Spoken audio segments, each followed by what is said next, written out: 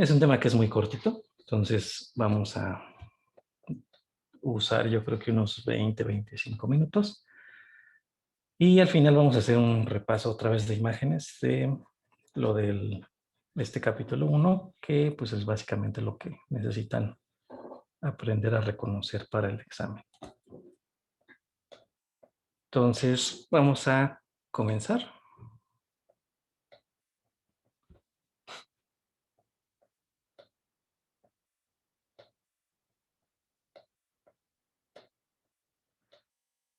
Bien, entonces vamos a comenzar con estos temas. Entonces vamos a comenzar con la autofagia, que ya en clases pasadas habíamos tocado un poquito el tema.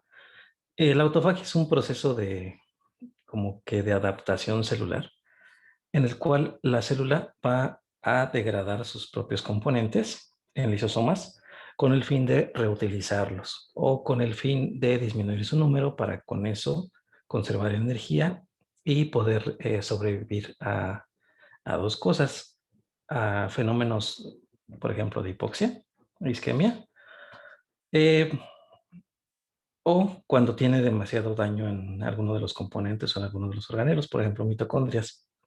Si tuviéramos mucho daño en las mitocondrias, empezaría a autofagocitar sus propias mitocondrias para disminuir su número y con esto pues reciclar componentes. Entonces es un proceso muy regulado de remoción de proteínas dañadas y de organelas que va a ocurrir en condiciones generalmente tanto patológicas. Generalmente va a estar estimulado por la inanición o otra vez por la hipoxisquemia. Y pues básicamente su finalidad es que cuando estamos sometidos a estrés, pues vamos a tener daño a las proteínas o a las organelas. Y generalmente este daño va a ser por la acumulación de especies reactivas de oxígeno o por daño directo por algún otro mecanismo a membranas, tanto celulares como de las organelas. Entonces esto va a provocar que pues, se estimule esta autofagia y entonces pues empecemos a degradar esos propios componentes de la célula. Esto, su finalidad es disminuir los niveles de esas especies reactivas de oxígeno, para lo cual no vamos a estar dañando tanto o perpetuar el daño que está ocurriendo a las membranas. Y también otra cosa que vuelve importante este fenómeno de autofagia es que al estarse estimulando va a provocar la disminución de las especies reactivas de oxígeno y esto me va a provocar que disminuyamos la probabilidad de daño al material genético. Entonces, hay procesos en los que esta autofagia está limitada o que no funciona de una manera adecuada y eso puede ser un ejemplo el cáncer. Eh, en el cáncer, pues las células van a ser capaces de escapar también a este mecanismo de regulación, por lo tanto no van a ayudar a evitar la producción de radicales libres de oxígeno y por lo tanto vamos a favorecer que se siga dañando nuestro material genético. Entonces nos puede provocar inestabilidad cromosómica o genómica. También este fenómeno, poco a poco durante como vamos avanzando en la vida, va a disminuir en el envejecimiento celular. Entonces, conforme vamos a envejecer, esta serie de procesos van a ser cada vez menores, tanto en cuantía como en cualidad, y eso también es un factor que va a favorecer el envejecimiento, como vamos a ver un poquito más adelante. Entonces, nada más recordar eso, que su finalidad es reciclar componentes celulares de proteínas o de elementos membranales lesionados o de organelas, disminuir las especies reactivas de oxígeno y va a estar estimulado por algunos factores supresores de tumores como P53 o PTEN y va a estar inhibido por factores pro-apoptósicos o diversos oncogenes como pueden ser BCL2, AKT1. Entonces, básicamente el proceso de autofagia va a ser como cualquier proceso en que se va a alisar alguna vesícula que es endocitada a la célula. Entonces va a unirse la vesícula fagocitada con un lisosoma y va a formar un fagolisosoma. Nada más que pues aquí la vesícula se va a llamar autofagosoma, la vesícula endocitada. Entonces el organelo que se va a degradar, o la membrana que se va a degradar, o el componente que se va a degradar, pues se envuelve por membrana citoplásmica y lo vamos a denominar autofagosoma. Y ya el autofagosoma, al unirse con el lisosoma, lo vamos a denominar autofagolisosoma. Bien, y es prácticamente todo lo que tenemos que repasar de la autofagia. ¿Tienen alguna pregunta hasta aquí?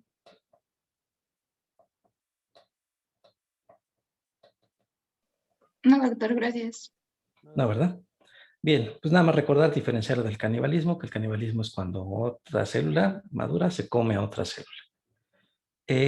También me acordé de otro término que podemos encontrar donde una célula madura, de cualquier estirpe, generalmente epitelial, fagocita células inflamatorias. Eso se llama emperipolesis.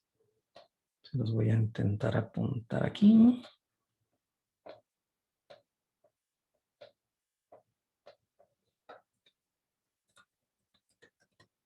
Emperipolesis. Entonces, ese término también recuérdenlo. La emperipolesis es cuando una célula fagocita células inflamatorias y esas células inflamatorias se quedan en su citoplasma. Esto ocurre característicamente en algunas neoplasias y es muy sugestiva de su diagnóstico. Entonces, otra manera, otra forma que hay de canibalismo en peripolesis. Nada más que aplica específicamente cuando se fagocitan células inflamatorias. Bien, ahora vamos a hablar de el otro fenómeno que podemos encontrar en los tejidos como, como una especie de consecuencia del daño celular, y es la calcificación patológica. Obviamente la calcificación fisiológica es la que ocurre en los tejidos óseos, en el cartílago endocondral, como se va mineralizando para tratar de formar hueso, ¿no? Esa es la calcificación fisiológica. Y esa es la única en que puede ocurrir este fenómeno. Todas las demás calcificaciones van a ser patológicas. Entonces, la calcificación patológica se refiere a que vamos a tener depósito de sales de calcio en los tejidos. Y este depósito de estas sales de calcio en los tejidos va a ocurrir mediante dos mecanismos. Por lo tanto, la calcificación patológica se divide en dos tipos. Una, que es la más importante que vamos a estar viendo, que se llama calcificación distrófica. La calcificación distrófica ocurre en los tejidos que sufrieron necrosis, que es el ejemplo que estamos viendo acá abajo. Estamos viendo un corte histológico teñido con hematoxilina y eosina. No reconozco órgano, pero se ve mucho material necrótico e inflamatorio, que son todas las áreas que se ven de color rosa pálido. Y vean que destaca estas como formaciones amorfas, color morado más intenso, color oscuro. Estos corresponden a sales de calcio. Entonces, siempre que vemos la calcificación distrófica, la vamos a observar en zonas que estuvieron o tuvieron necrosis. Y precisamente lo que representa es que, si recordamos, el calcio es uno de los principales iones que hay en el ambiente intracelular. Entonces, cuando hay necrosis y las membranas citoplásmicas se rompen, se libera masivamente este calcio hacia el ambiente extracelular. Esto lo multiplicamos por miles de células que están muriendo, entonces hay mucho calcio que está ahí disponible. Entonces se empieza a agregar y empieza a formar estas sales de calcio que se empiezan a depositar en los tejidos. Entonces siempre que lo veamos va a ser en relación con necrosis. El segundo tipo de calcificación patológica que vamos a encontrar es la denominada calcificación metastásica. ¿Por qué se llama metastásica? Porque hace alusión a que vamos a tener un estado donde vamos a tener hipercalcemia, entonces vamos a tener niveles elevados de calcio en suero, y entonces este calcio pues va a estar circulando en todo nuestro organismo y va a empezar a depositarse en tejidos. Entonces se llama metastásica porque va a ocurrir en sitios diferentes o lejanos a los que se está produciendo nuestro proceso patológico. La causa más común y por mucho sería un hiperparatiroidismo, donde tenemos una producción elevada de PTH, que esta lo que hace es que se reabsorba calcio del hueso, este calcio sale a la circulación, tenemos niveles elevados de calcio. Entonces, el paciente tiene una hipercalcemia y este calcio va a estar saliendo y depositándose en diversos órganos y tejidos. Los órganos donde mayormente se deposita van a ser la piel y va a ser el riñón. Son los dos órganos que más vamos a tener afección por esta hipercalcemia.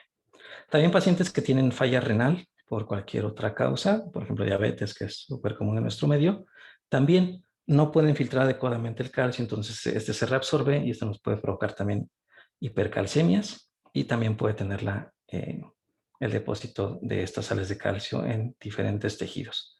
Pero repito, los dos sitios más comunes donde se va a depositar por mucho es la piel y el riñón. Bien, entonces eso nada es lo que hay que recordar. Entonces siempre que veamos una calcificación que tiene o está asociada en zonas que estamos viendo la necrosis o que inferimos que hubo necrosis, pues va a ser patológica. La calcificación metastásica generalmente lo hacen en agregados finos, en los tejidos que acabo de mencionar, y no vamos a tener ningún rasgo de que ese órgano o tejido estaba dañado por necrosis. Entonces, no vamos a tener zonas de necrosis, no vamos a tener zonas de cicatrización, etcétera. Simplemente vamos a tener un tejido que prácticamente es normal y tiene las sales de calcio ahí depositadas. Hay algunos tipos de calcificaciones distróficas que son bastante características y que incluso son componentes frecuentemente observados en diversas lesiones. Uno de estos, de calcificaciones distróficas muy peculiares, es este cuerpo que se llama cuerpo de Samoma. El cuerpo de Samoma es una formación que tiene un centro proteico denso, que no sabemos de qué está formado, pero a partir de ese centro tenemos calcificación en forma de láminas concéntricas que se van depositando alrededor del mismo. Entonces, un cuerpo de Samoma es esta formación que estamos viendo acá, donde tenemos este centro y cómo está cubierto a su vez de láminas de calcio que le dan un aspecto en piel de cebolla. Entonces, tienen esta forma. Aquí las estamos viendo en un corte histológico. Son estas formaciones que están aquí en el centro de estas papilas. Y pues no se sabe qué es ese contenido proteico, no sabe exactamente a qué corresponde, lo único que sabe es que son proteínas y está la calcificación en forma de telas de cebolla alrededor. Estos cuerpos de Samoma son muy frecuentemente vistos en neoplasias, tumores, que tienen una configuración de crecimiento en papilas. Entonces, esto que están viendo aquí es un carcinoma papilar de tiroides, tanto en citología como en corte histológico. Los otros tipos en que comúnmente se observa es el carcinoma seroso del ovario, tiene un crecimiento papilar. Entonces se le denomina muy frecuentemente carcinoma papilar seroso. Aunque su nombre correcto es carcinoma seroso nada más. Lo podemos ver en los mesoteliomas. El mesotelioma también tiene patrón de crecimiento papilar. Y hay un carcinoma renal que también se llama así, carcinoma papilar renal. Son los sitios en que más frecuentemente observamos cuerpos de Samoma. Entonces a veces incluso nos ayudan mucho al diagnóstico. Si yo veo un cuerpo de Samoma en una biopsia por aspiración de tiroides, es casi seguro que es por un carcinoma papilar. Bien, ese es un tipo peculiar de calcificación distrófica. Bien, ¿hasta aquí alguna pregunta en cuanto a la calcificación? Yo sí, ¿en dónde había dicho que se encontraban más comúnmente los cuerpos de Samoma? Las neoplasias o tumores que tienen patrón de crecimiento papilar. Carcinoma papilar de tiroides, carcinoma seroso del ovario, mesotelioma, carcinoma papilar renal. Gracias. Ujú. ¿Pueden ocurrir las dos, doctor? Sí, o sea, calcificación distrófica con cuerpos de Samoma o que tengas distrófica y metastásica. Ajá, distrófica y metastásica. Sí, sí pueden ocurrir las dos, pero de ahí la importancia de diferenciarlas así.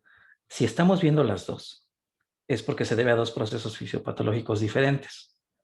Una se debe a necrosis, hubo necrosis en el tejido, y la otra nos está diciendo que tienes hipercalcemia. Entonces, si tienes las dos, pues hay que buscarle la causa de la hipercalcemia, pero sí, sí podrían ocurrir las dos.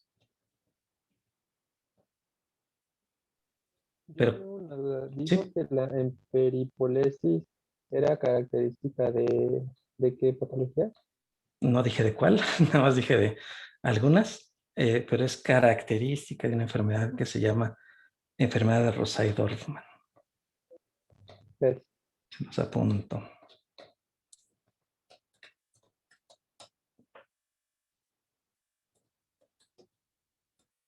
Ay.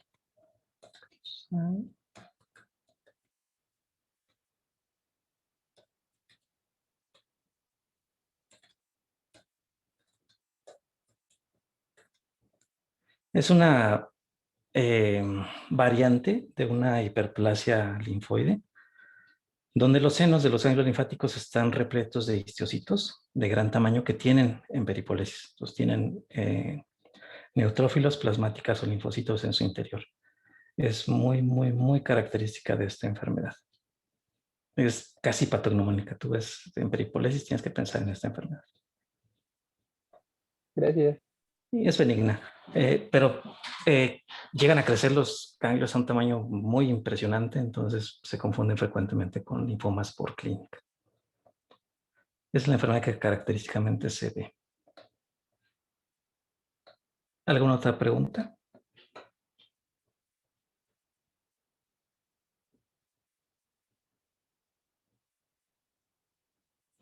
Bien, entonces vamos a pasar ya al último tema, que sería envejecimiento celular. Entonces, el envejecimiento celular hace alusión a el deterioro progresivo en las células en cuanto a su función y su viabilidad.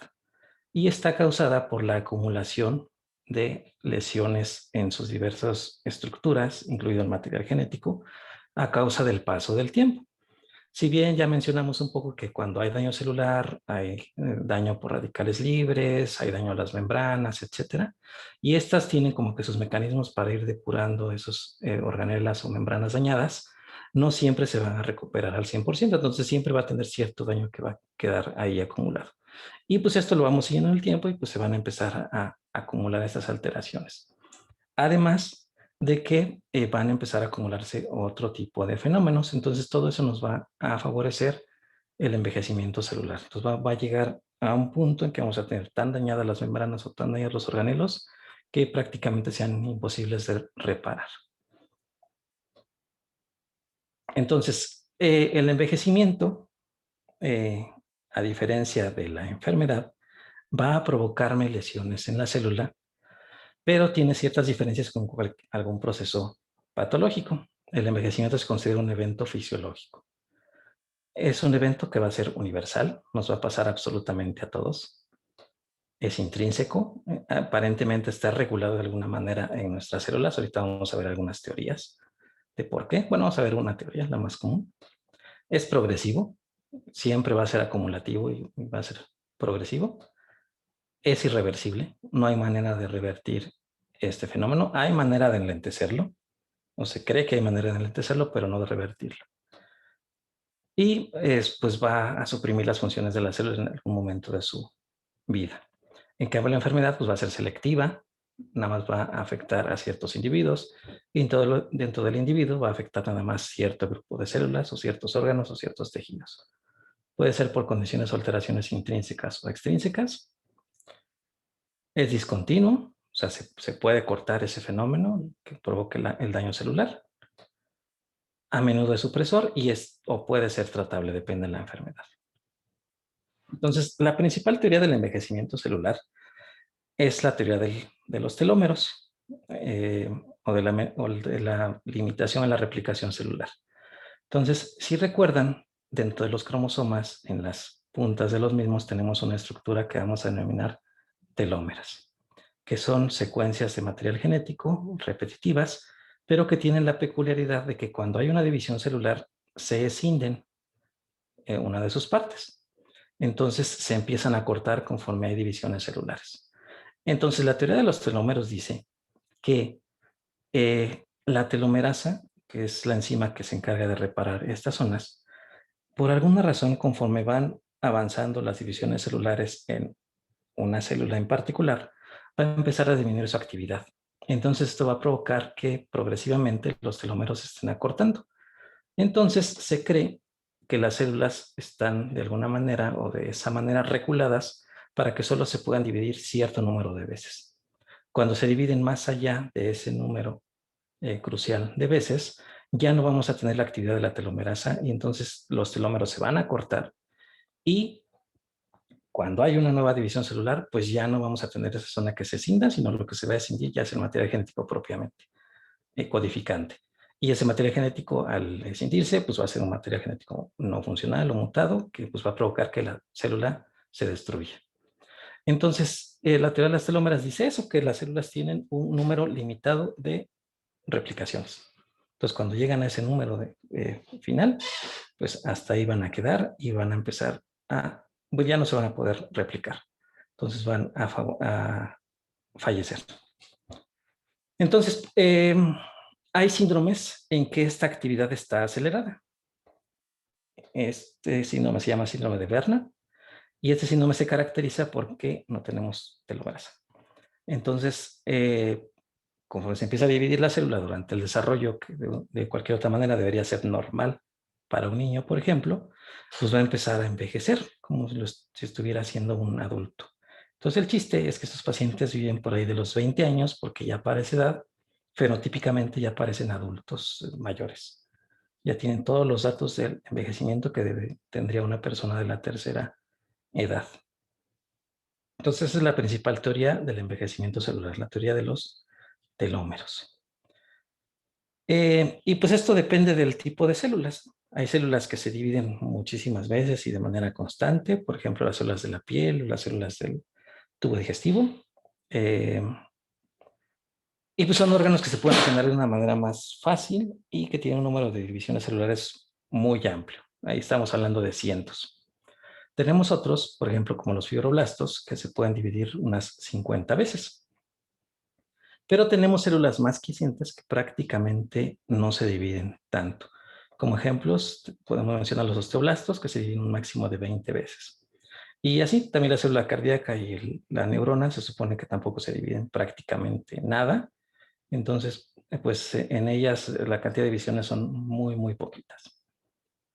Y esto pues se ha visto, se ha demostrado en estudios in vitro, donde pues ahí se ha establecido cuál es esta capacidad o cantidad de división que pueden tener estas células.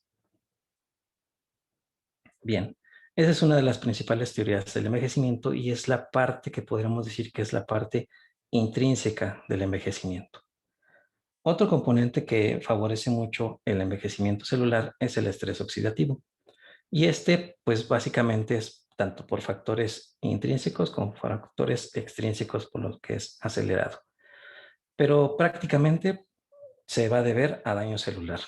Entonces, cuando tenemos cierto tipo de daño celular, vamos a empezar a acumular especies reactivas de oxígeno. Y estas especies reactivas de oxígeno van a ir y van a reaccionar contra las membranas celulares o de las organelas. Entonces van a empezar a dañar sus proteínas, sus lípidos y los propios ácidos nucleicos.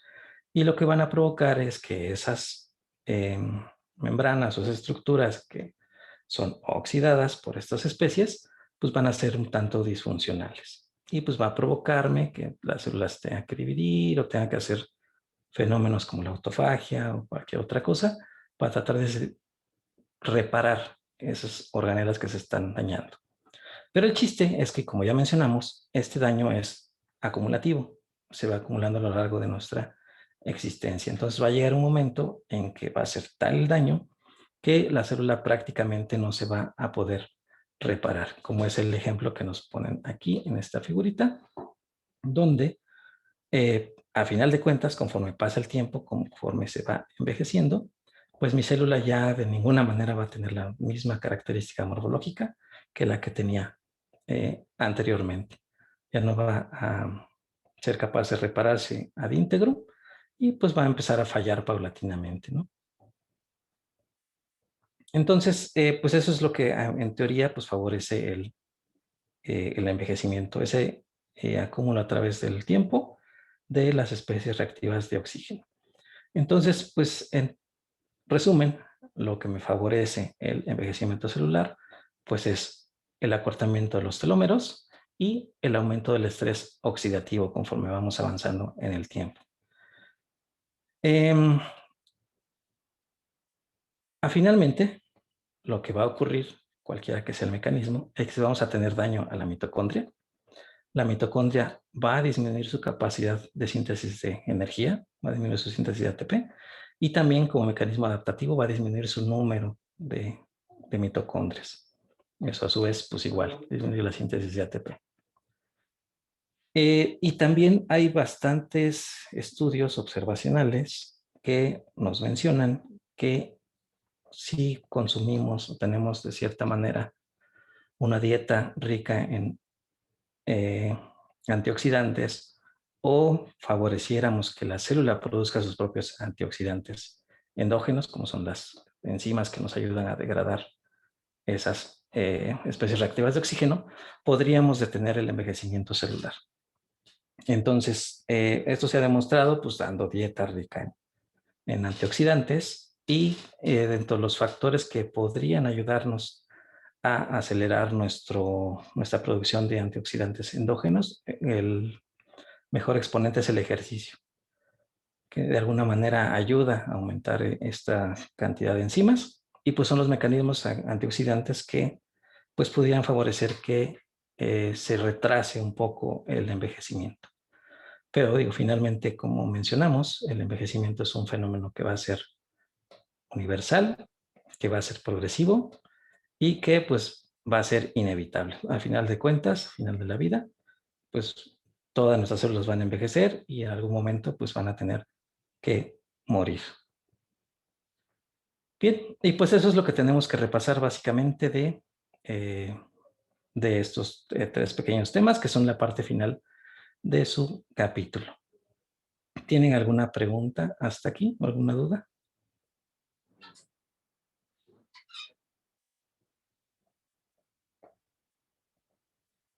Nada, ¿verdad? Clarísimo. Bien, pues entonces, pues esto sería todo lo que vamos o necesitamos para realizar el primer examen, que ya quedamos que es este jueves. Y ya por último vamos a hacer un pequeño repaso otra vez de algunas imágenes de lo que tenemos que aprender a identificar para pues, la primera evaluación, que básicamente pues, son los datos de daño celular. Entonces vamos a hacer el repaso y con eso ya vamos a acabar ahora sí ya con el capítulo 1 y mañana empezaríamos ya con el segundo capítulo que si no recuerdo es inflamación aguda. Entonces les voy a compartir otra vez mi pantalla.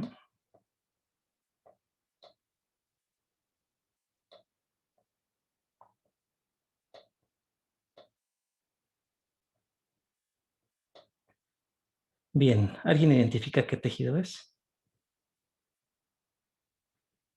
¿Piel?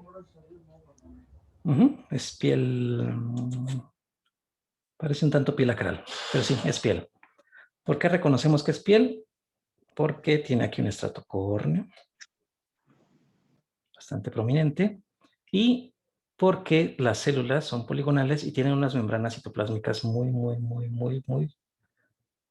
evidentes, muy reforzadas. Parece prácticamente que estamos viendo fibras vegetales. Si recuerdan sus clases de biología de la secundaria y de la prepa, las membranas celulares de los vegetales tienen doble pared. Entonces, y siempre se ven como si fueran un riel. Aquí el epitelio escamoso común es el que más uniones fuertes tiene de todo nuestro organismo. Hace que estas membranas sean muy visibles, como se puede ver aquí. Bien, entonces, en este ejemplo de piel, lo que se está evidenciando es que si se fijan, la mayoría de las células tiene un citoplasma que se ve de un color claro, ¿cierto? Entonces, ¿qué fenómeno es el que estamos tratando de evidenciar en esta imagen? ¿Alguien quien sea? ¿Edema? Edema, exacto. Edema celular. Entonces estamos viendo edema o hinchazón celular. Sinónimos: esponjiosis, degeneración hidrópica, degeneración balonoide, degeneración plumoide, edema intracelular. Todos esos son fenómenos. ¿Y qué me traduce el edema celular? Que hay daño, ¿no? Lesión. Lesión, muy bien. aguda. Aguda, exacto. Lesión celular aguda. Es nuestro marcador así inequívoco de que hay daño celular agudo. Y por lo tanto, generalmente va a ser reversible. Lo único que tiene que hacer la célula después es sacar el agua. Y listo. Regresaría a su forma y función normal. Bien, entonces un epitelio escamoso que tiene edema celular. En específico en la piel se llama esponjiosis. Bien, alguien reconoce, bueno, está difícil reconocer el órgano, pero este creo que sí ya también lo pueden reconocer. ¿Es hígado? ¿Hígado? Muy bien, es un hígado. Pudiera ser una suprarrenal o pudiera ser un riñón. Bien, y aquí lo que se está ejemplificando es que tenemos células, las cuales, vamos a señalar una, por ejemplo esta, tiene su citoplasma repleto de pequeñas vesículas. Igual podemos delimitar cada una de ellas. Y esas vesículas pues tienen que ser de algún material. En específico, ¿cuál sería su diagnóstico aquí o qué podrían pensar o sospechar aquí? Es grasa, ¿no? ¿Podría ser esteatosis? Es esteatosis y es grasa. Muy bien. Entonces son pequeñas vesículas de grasa. Y como son muchas vesículas que están dentro de una sola célula, ¿cómo llamarían a estas vesículas o Microesteatosis. Microvesicular, ¿no? Exacto, esteatosis microvesicular. Entonces tienen pequeñas vesículas de lípido aquí dentro de nuestras células y le llamamos esteatosis microvesicular. ¿Y qué me traduce esa esteatosis? Igual, ¿no? Lesión aguda. ¿Están de acuerdo?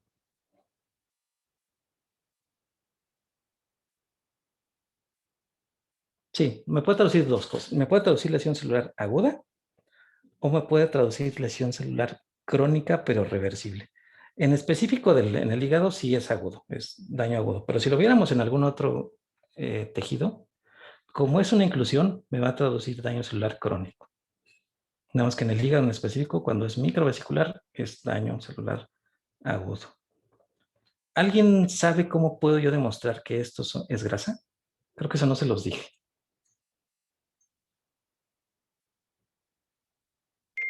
¿Con una tinción especial? Ajá, ¿cuál? Sudán 4 o algo negro. Sudán negro, muy bien. Sudán Perfecto. negro. Sudán black y muy bien. Y hay otra que se llama rojo oleoso. Pero, ¿quién fue, Víctor? ¿O quién fue? Sí. Bien. ¿Qué condición tiene que reunir nuestro tejido para que pueda hacer estas tinciones? No se debe de pasar por Gilol porque el Gilol se lleva todas las grasas.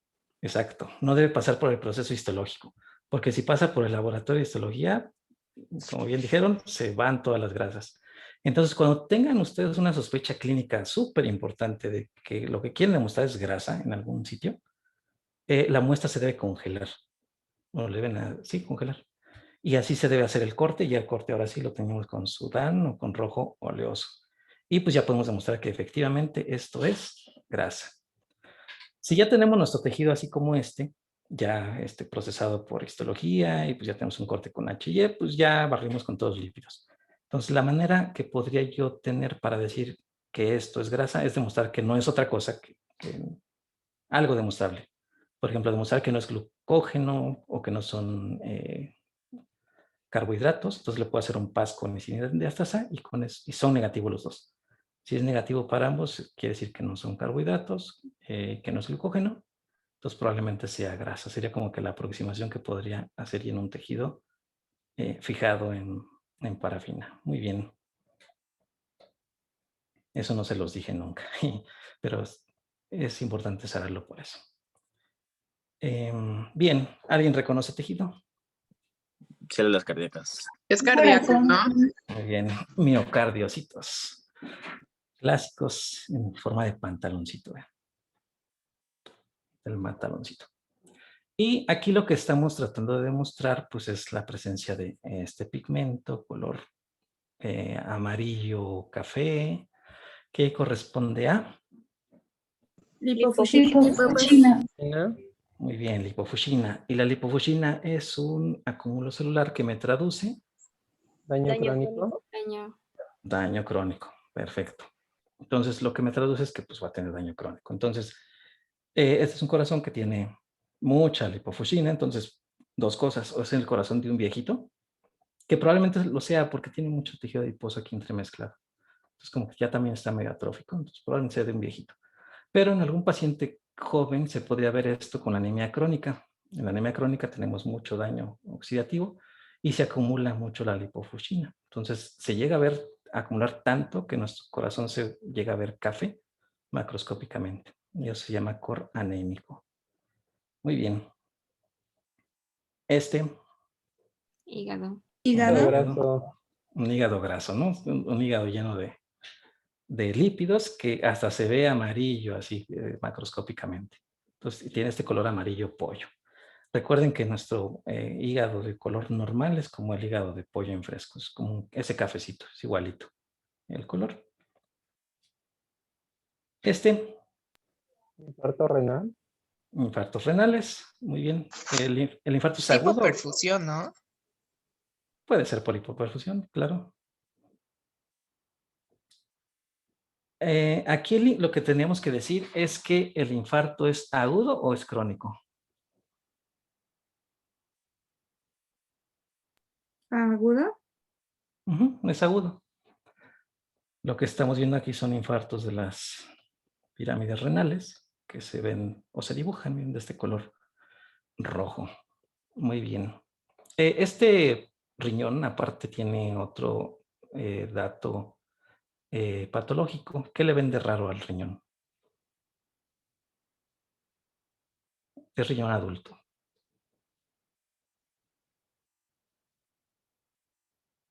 Quitando el infarto, ¿qué más le ven de raro a ese riñón?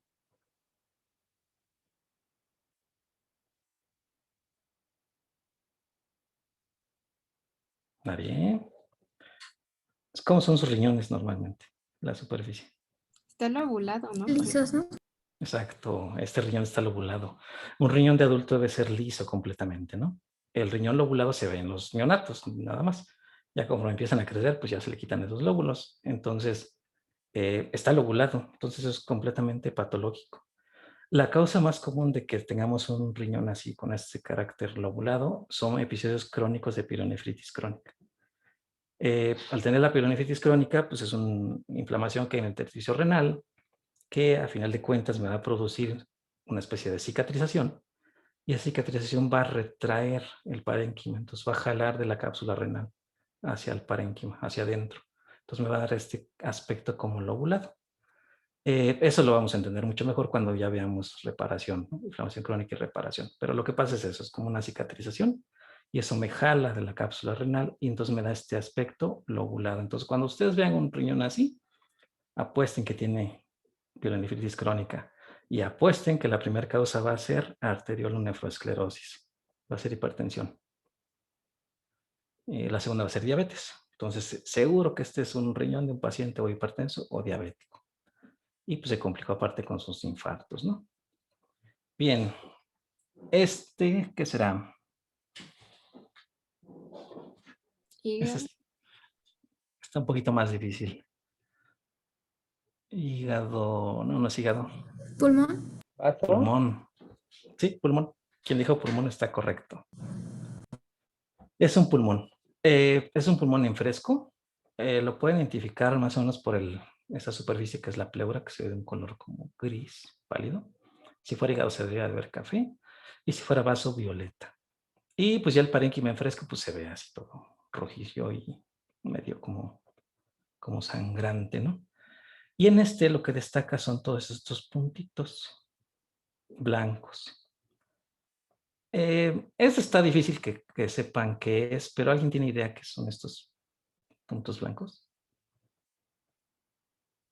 ¿Calcificaciones? No, ¿Tumores? tampoco. Pudieran ser tumores, pero no, tampoco. Podrían ser como infiltrados celulares o algo por eso. Ajá.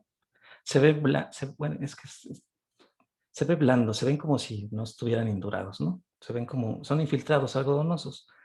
Estos corresponden a tuberculosis, pero no es la tuberculosis clásica. Ahorita vamos a ver tuberculosis más clásica, pero aquí lo que hay que reconocer es que tienes un proceso ahí diseminado, que son infiltrados, que probablemente sean inflamatorios. Son pequeños abscesitos.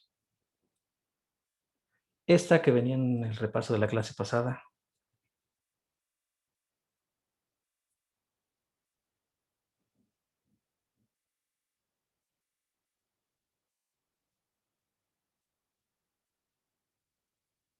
¿Qué son? ¿No eran los cúmulos de mitocondrias? ¿Son células plasmáticas? Ajá, células plasmáticas, exacto. Aquí estamos viendo una plasmática con su morfología habitual. Un núcleo que es excéntrico y que tiene su cromatina abierta en grumitos delgados y grumitos gruesos. Entonces, nosotros la describimos como, en histología la describen como carátula de reloj, porque pues tiene ahí puntitos, balones de fútbol, rayos de bicicleta, sal y pimienta. Y tienen el citoplasma excéntrico y además casi siempre alrededor de su núcleo tienen un espacio que se ve clarito o de aspecto vacío. Aquí, por ejemplo, esta se ve bien. Es el espacio que ocupa el aparato de Golgi. Como es tan prominente en las plasmáticas, no agarra tinción, y entonces queda como un espacio virtual que no se revela. Entonces se le dice que es el Golgi negativo, porque es como si fuera el negativo de la foto. No sale porque por ahí no agarró la tinción.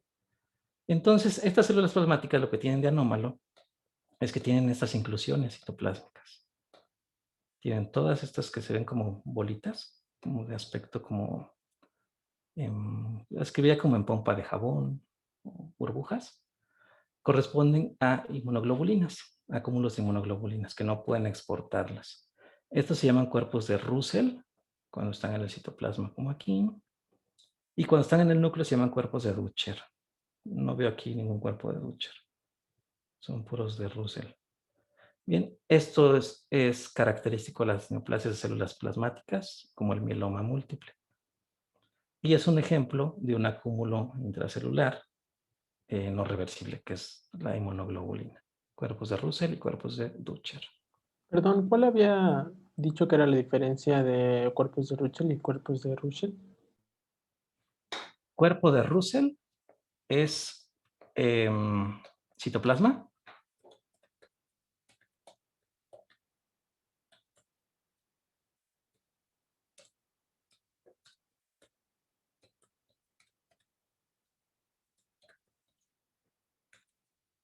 Cuerpo de Dutcher.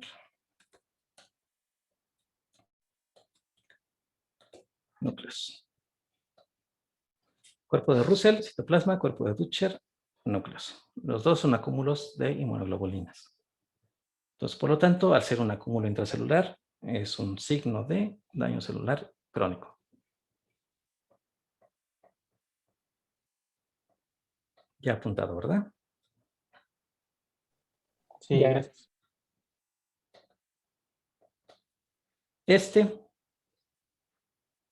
Esta ya lo vimos muchas veces. Es una célula que está acumulando algo en el citoplasma y entonces tiene un aspecto... podría ser un páncreas. Tiene un aspecto densamente eosinófilo. ¿Es el acúmulo de mitocondrias? Ah, exactamente. Acúmulo de mitocondrias, que le llamamos cambios oxifílicos. Porque pues aumenta la oxifilia, o sea, se ve más eosinófilo, se ve más rosa. Este es en específico una neoplasia que se llama adenoma de células de Horton. Adenoma de células de Horton, que ocurre en la tiroides. Son células que son ricas, pero así enormemente en mitocondrias. Pues por eso se ve el citoplasma muy como granular, se ven como pequeños puntitos granulitos. Y se ven eosinófilos. Como mencionaron, esto podría ser también un tumor endocrino de páncreas, puede ser un tumor hipofisiario. pueden tener las mismas características.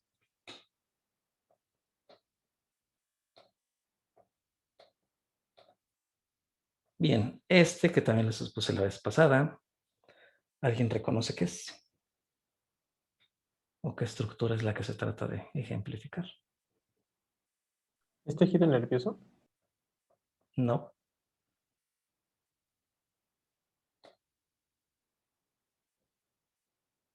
Es una célula gigante, ¿no? Ujú, célula gigante tipo cuerpo extraño. Entonces tenemos una célula que tiene muchos núcleos distribuidos de manera aleatoria en su citoplasma y que está fagocitando estas vesículas que parecen de lípido. Entonces, esta es una célula gigante tipo cuerpo extraño y está fagocitando lípidos. Entonces, aquí lo que nada más hay que tener cuidado es no considerar que esto es una célula una célula individual que tiene lípidos en su interior, o sea, una célula con esteatosis macrovesicular, sino que son células gigantes que están fagocitando esas vacuolas de lípido. Esto ocurre generalmente en los tejidos que tienen necrosis. Igual, tenemos un tejido que tiene mucha muerte celular, las membranas y las estructuras se degradan, y pues ¿cuál es el principal componente de las estructuras de las membranas? Pues los lípidos. Entonces también se agregan fácilmente en el intersticio y es fagocitado por los macrófagos. Perrito. Ah, este está difícil. ¿Alguien sabe qué es? Tejido primero, que es lo más fácil para empezar. Es piel, ¿no? Este es piel. Es muy semejante al que vimos hace rato. Este sí estoy 100% seguro que es piel porque tiene estrato granuloso. Se ve el puntilleo ahí abajo del espacio córneo. Y esa es una diferencia importante entre las mucosas y la piel. Las mucosas tienen las mismas capas de la piel excepto la granular. No tienen capa granulosa. Entonces, con eso reconocemos si es mucosa o es piel. Y lo que se ejemplifica es esta célula que está aquí, que está acá. ¿Cómo le llamarían a esa célula? ¿O qué proceso está pasando en esa célula?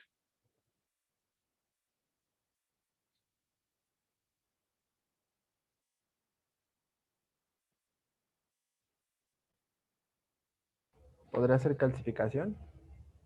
No. Fagocitosis. Autofagia. Autofagia tampoco. La autofagia no se ve por morfología. Fagocitosis. Tampoco. Cicatrización.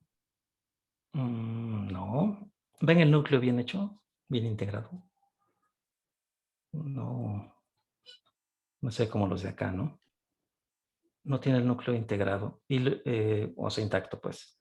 Y el citoplasma, a diferencia de las otras, se ve como densamente eosinófilo, ¿no? Está como compactado, no se ve disperso como en las adyacentes. Entonces, ¿qué creen que está pasando en esa célula? Ya no tiene núcleo.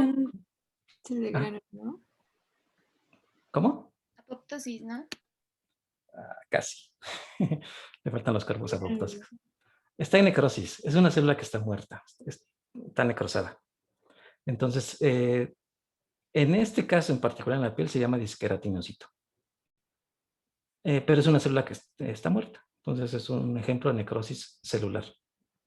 Su núcleo está degradado, entonces tiene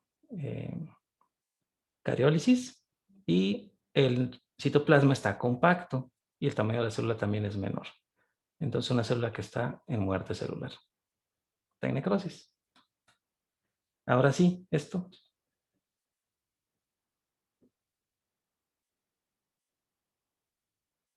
Apoptosis. Apoptosis. Un macrófago de un centro germinal que tiene sus cuerpos apoptósicos en el citoplasma, ¿no?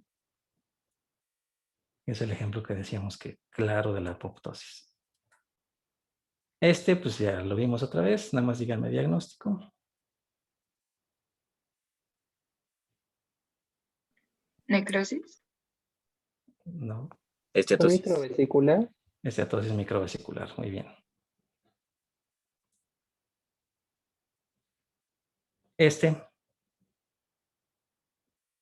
Si quieren primero órgano o si quieren el proceso, me da.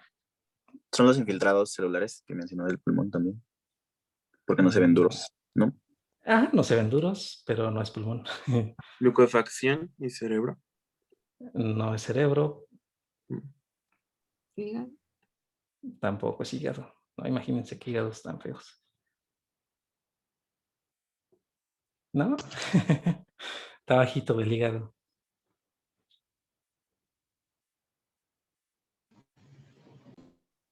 Vesícula. Está bajito del hígado, abajito de la vesícula y un poco atrás de ellos. Riñón. Está entre los dos riñones. Páncreas. Renales.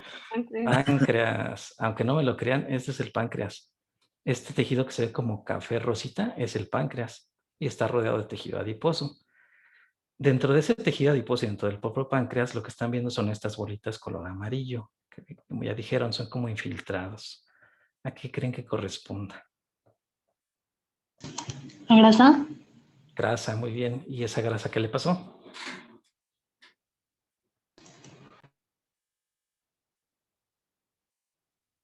¿Sería saponificación? Exacto, es una saponificación de grasa. Entonces, esto es igual a pancreatitis aguda. Este viene en la clase que no vimos aquí propiamente en la clase, viene en la clase de necrosis celular.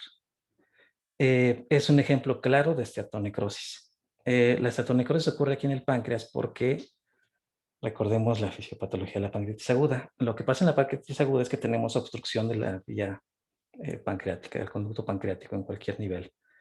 Entonces, lo que ocurre es que aumenta la presión dentro de los conductos pancreáticos porque hay una obstrucción. Entonces, ese aumento de la presión provoca que se rompan estos conductos. Al romperse estos conductos, hay inflamación en esa región y hay lesión celular de las células acinares. Entonces, las células acinares expulsan su contenido hacia el exterior. ¿Y qué producen mis células acinares? Pues triptasa, lipasa, proteasa, todas las asas que queramos.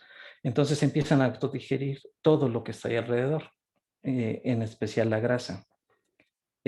Algún día que veamos un espécimen quirúrgico, ya sea de pancreatectomía o una autopsia, van a ver el páncreas. Tienen que verlo porque no es como nos lo ponen en los libros. Ni siquiera tú puedes a veces reconocerlo. Está como tan embebido en la grasa que es difícil de identificarlo. A lo que voy es que está tan embebido en esa grasa que es lo que de inmediato se empieza a necrosar, a autodigerir esa grasa.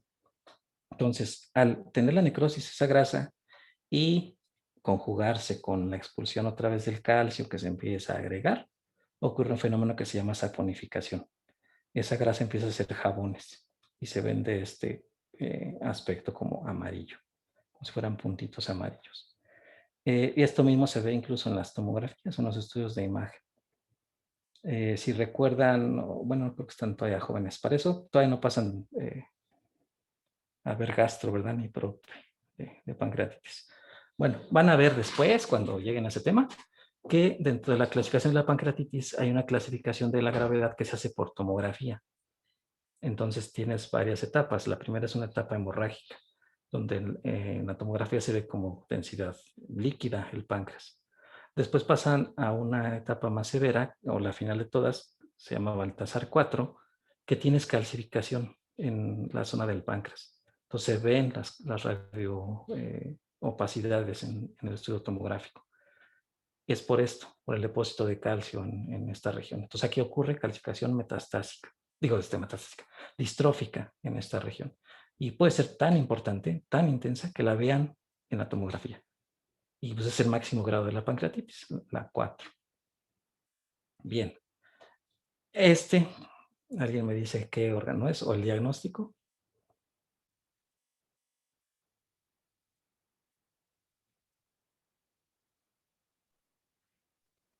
¿Es cerebro? No, no es cerebro.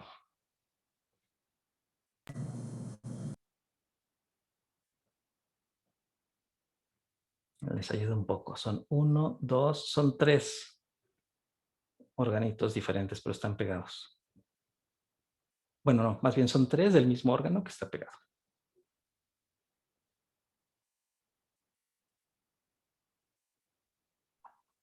Pues no sé qué órgano sea, pero podría ser necrosis coagulativa.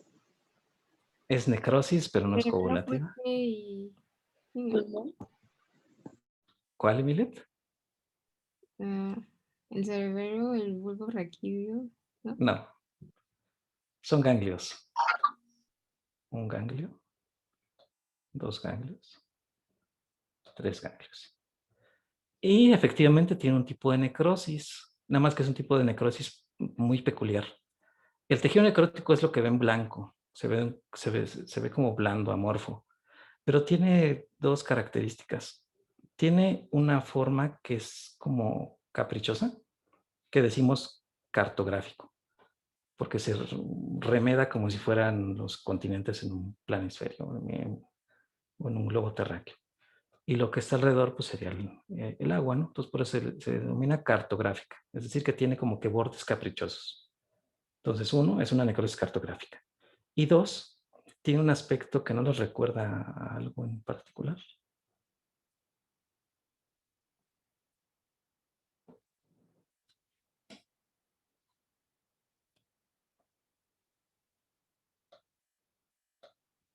Recuerda el queso. Es necrosis gaseosa. Gaseosa. Igual, eso viene en el tema de necrosis, en los tipos de necrosis. En la necrosis gaseosa.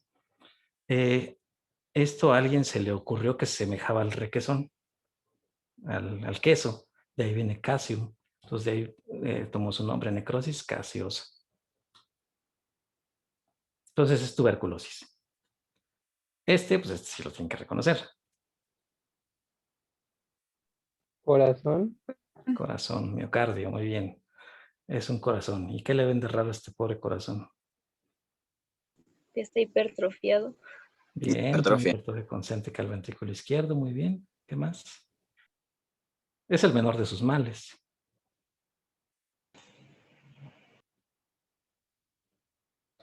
¿Presenta necrosis? Sí, tiene aquí un infartote. Toda esta zona que está ahí encerrada es un infarto. Comparen esta área, que está más o menos normal, con esta. Vean cómo tiene un borde como rojizo y luego ya en la parte del centro se ve como blanca, como si estuviera todo licuado ahí. Entonces es una necrosis del miocardio, es un infarto agudo. Y también tiene otro aquí chiquito. Entonces infartó este pobre corazón. Y pues obviamente el paciente está muerto, ¿no? Y Corazón. corazón, muy bien. ¿Y qué le ven de raro? No tiene núcleos. Están de... Exacto, no tiene núcleos, perfecto. Tenemos nada más un núcleo, 2 núcleos, todo lo demás aquí no hay un solo núcleo. Entonces, ¿a qué corresponde esto?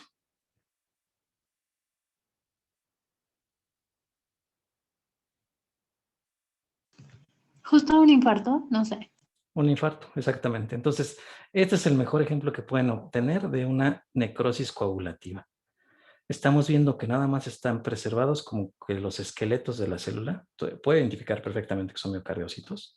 Algunos, por ejemplo, están todavía hasta pantalonados, pero tienen los 2 cambios característicos del infarto coagulativo. No tienen núcleos, pues están en cariolisis, ya se fueron, y aumenta la eosinofilia del citoplasma. Todo se ve eosinófilo aquí. Ya no podemos reconocer muchas estructuras, sino que simplemente, por ejemplo, esta célula se ve completamente eosinófila. Claro, en algunas todavía reconocemos aquí las estrías y lo que quieran, pero en realidad aquí es un infarto coagulativo lo que estamos observando. Igual tiene lipofuscina por acá y en algunas otras zonas. Pero bien, entonces sí es importante que lo reconozcan. Es lo mismo, esto lo explico yo, porque eso es lo mismo, es un miocardio, perdón, que tiene un infarto, nada más que este es un infarto ya en una fase aguda, donde tenemos infiltrado inflamatorio. Entonces aquí pues, es difícil de reconocer, casi siempre los vemos así, porque esto no lo vemos casi nunca en los pacientes. Los vemos ya que se murieron y ya que pasó de esta etapa. Eso lo vamos a ver después cuando vemos infarto.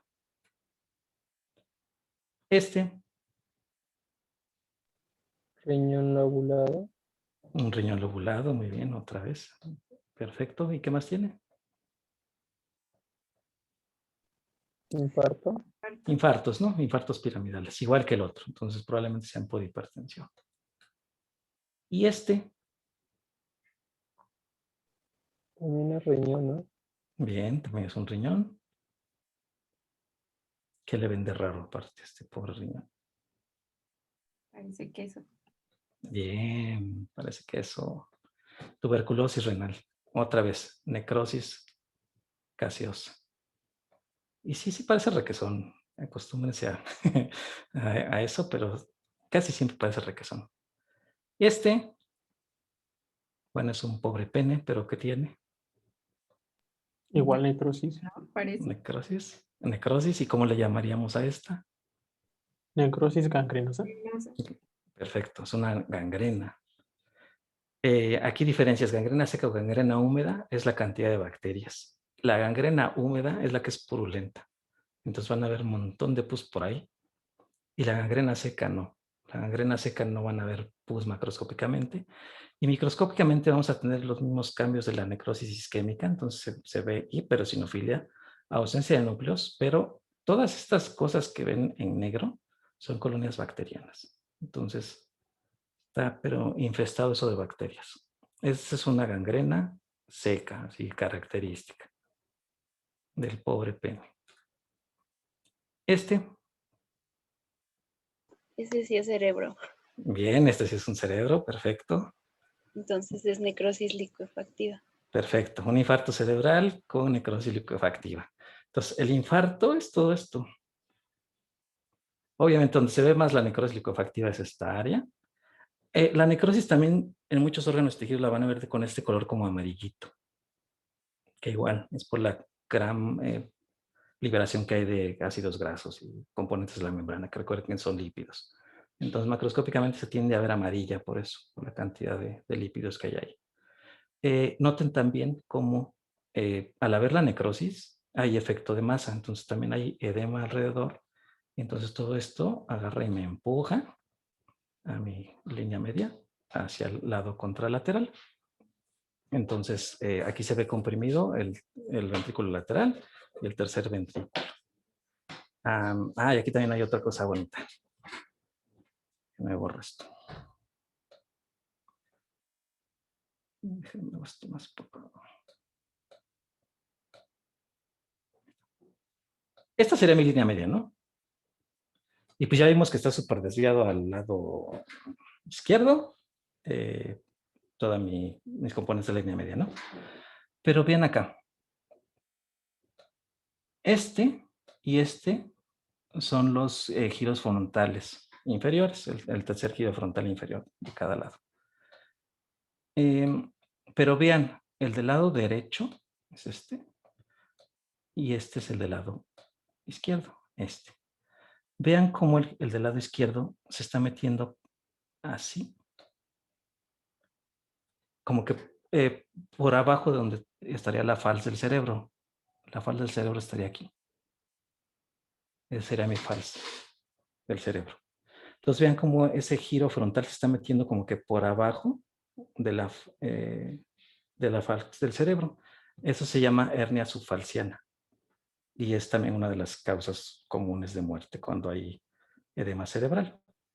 Aumenta la presión del parénquima y pues el parénquima trata de escapar por los orificios naturales que encuentra.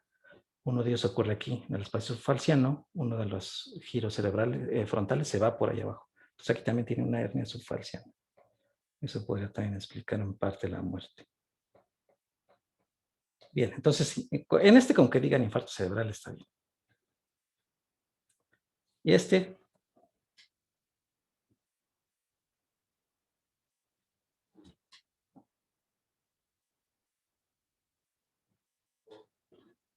órgano,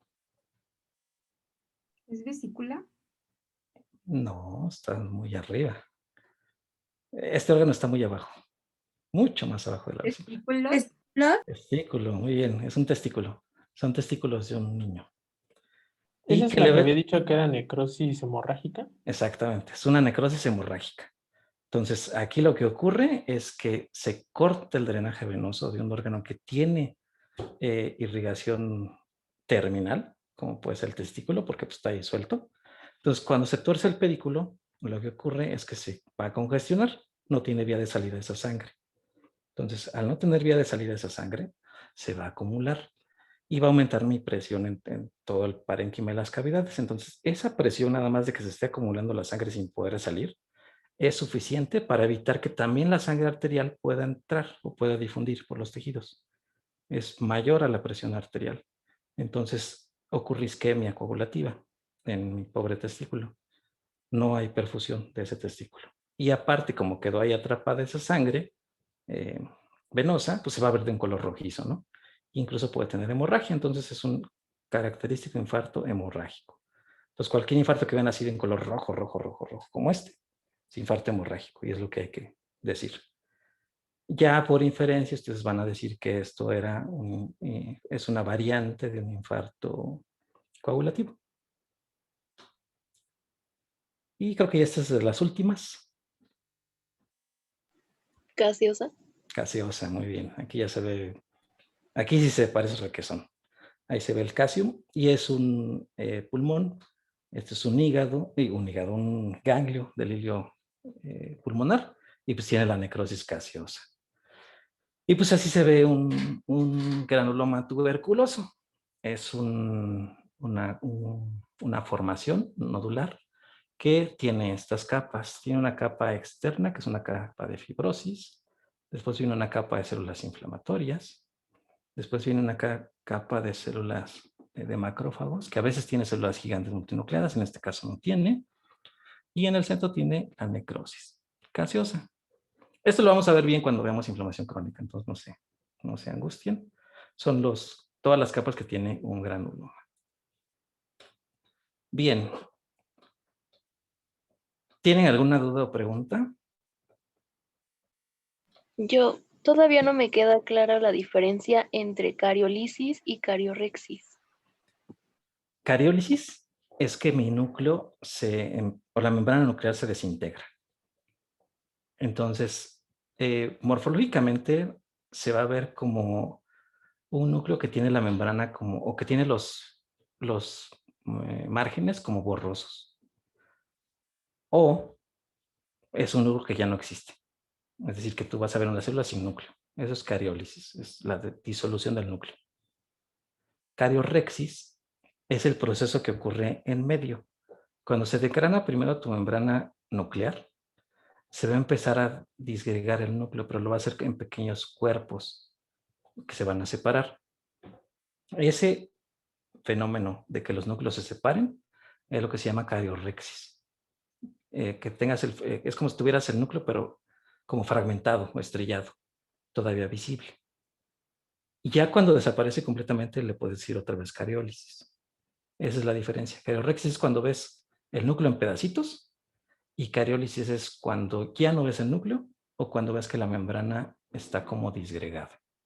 Doctor, por ejemplo, nos puso una imagen de un tejido miocárdico y ahí no había núcleos, entonces podría decirse que ahí hay un ejemplo de cariólisis.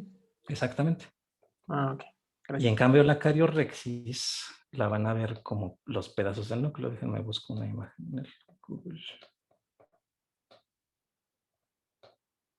Porque mi presentación se va a tardar más en abrirla. Cariorexis. Ahí va.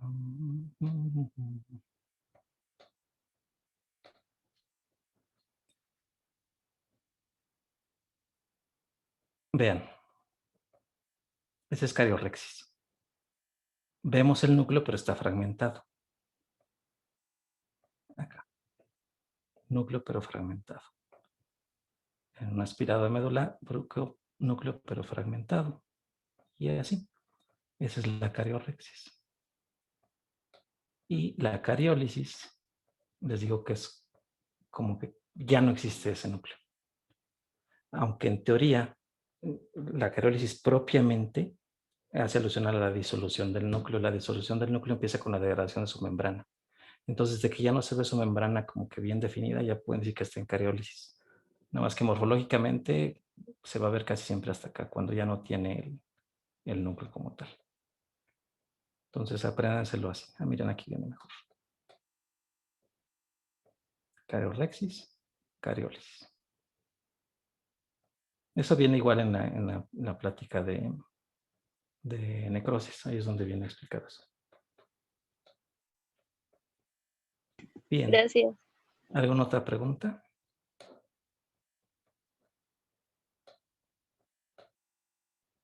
Bueno, entonces, si ya no hay más preguntas, le vamos a dejar hasta acá.